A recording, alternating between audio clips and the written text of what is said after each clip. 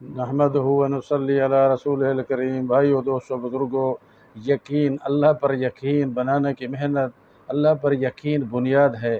بھائیو، دوستو، بزرگو، اللہ کے محبوب صلی اللہ علیہ وآلہ وسلم نے پہلے مکی زندگی میں صحابہ کرام رضوان اللہ تعالی علیہ اجمعین کی یقینوں پر محنت کی۔ جب یقین بن گئے تو اپنے گھروں کو چھوڑنا ہے نا، اپنے گھروں کو چھوڑنا، اپنے مال کو چھوڑنا، اپنی تجارت کو چھوڑنا، اپنا سب کچھ چھوڑنے کے لیے ان کے لیے آسان تھا۔ تو بھائیو، دوستو، بزرگو، یقین بنیاد ہے۔ یقین اعمال کی بنیاد ہے۔ جب یقین پکا ہوگا، یقین کیا کہ سب کچھ کرنے والی ذات ایک اللہ کی ذات ہے، اللہ سے ہوتا ہے، اللہ کے حکم اور مرضی کے خلاف کسی مرضی کے بغیر کسی سے کچھ نہیں ہوتا۔ یہ ہمارے جب یقین بن جائیں گے تو اعمال کرنے آسان ہو جائیں گے۔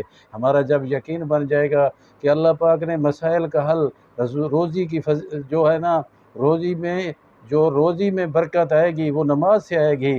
جب یقین بنے گا تو نماز کے لیے اپنا دکان کو چھوڑنا، اپنی کاروبار کو چھوڑنا، اپنی دفتر کو چھوڑنا، اپنے کھیتوں کھلیانوں کو چھوڑنا آسان ہو جائے گا۔ تو یقین بنانا ہے پہلے بھائیو، دوستو، بزرگوں۔ صحابہ کرام رضوان اللہ تعالی اجمعین کے یقین بنے ہوئے تھے کہ ایک اللہ سے ہوتا ہے، اللہ کے حکم کے بغیر کسی سے کچھ نہیں ہوتا۔ ایک مرتبہ کچھ ہجوم کھڑا تھا، کچھ آدمی اکٹھے تھے کہ ایک صحابی رضی اللہ تعالیٰ عنہ کا وہاں سے گزر ہوا، پوچھا کہ کیا واقع ہوا ہے؟ تو عرض کیا گیا کہ ایک شیر نے راستہ روکا ہوا ہے۔ کوئی ایک صحابی رضی اللہ تعالیٰ عنہ آگے بڑھے۔ کتنا پکا یقین تھا کہ اگر اللہ کو حکم ہوگا تو یہ شیر نقصان دے گا، اگر اللہ کا حکم نہیں ہوگا تو یہ شیر نقصان نہیں دے سکتا۔ آگے بڑھ کر اس کو تھپکی لگائی اور کہا، ہم میں سے اگر کسی کو کھانے کی اللہ نے تمہیں حکم دیا ہے تو کھا لے، نہیں تو ورنہ یہ ہمارے راستے کو چھوڑ دے۔ تو بھائیو، دوستو، بزرگوں، فرماتے ہیں کہ وہ شیر چل دیا۔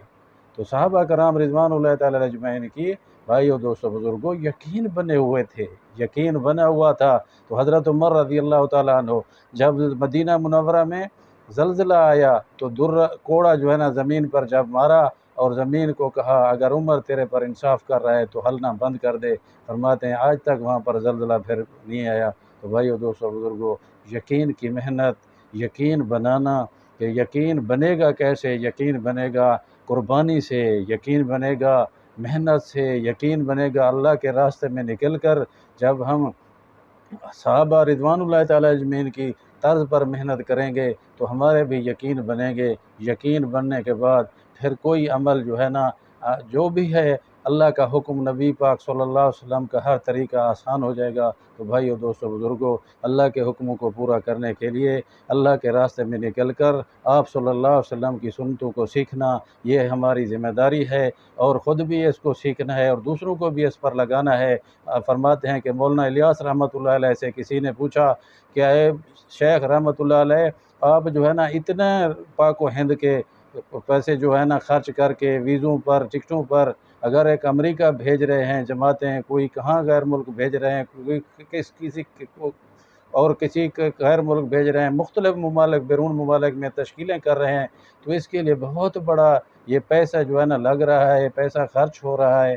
تو آپ رحمۃ اللہ علیہ نے فرمایا کہ اگر سارے مسلمانوں کی جتنی بھی جائیداد ہے، مال ہے، سب کا سب اگر خرچ ہو جائے، اگر اس کے مقابلے میں اللہ کے محبوب صلی اللہ علیہ وسلم کی ایک سنت زندہ ہو جائے، وہ اس سے بھی زیادہ بہتر ہے۔ تو بھائیو، دوستو، بزرگوں، اللہ پاک نے ہمیں آپ صلی اللہ علیہ وآلہ وسلم کی سنتوں پر عمل کرنے کی توفیق عطا فرماوے، اور اس کو گلی گلی کوچوں میں زندہ کرنے والی محنت سے اللہ جوڑ دے۔ اس کے لیے میں بھی دعا گو ہوں کہ اللہ پاک مجھے بھی اس کام سے جوڑے رکھے، اور آپ سب بھی انشاءاللہ ارادہ کریں کہ اس کام کو سیکھنے کی محنت کریں گے انشاءاللہ۔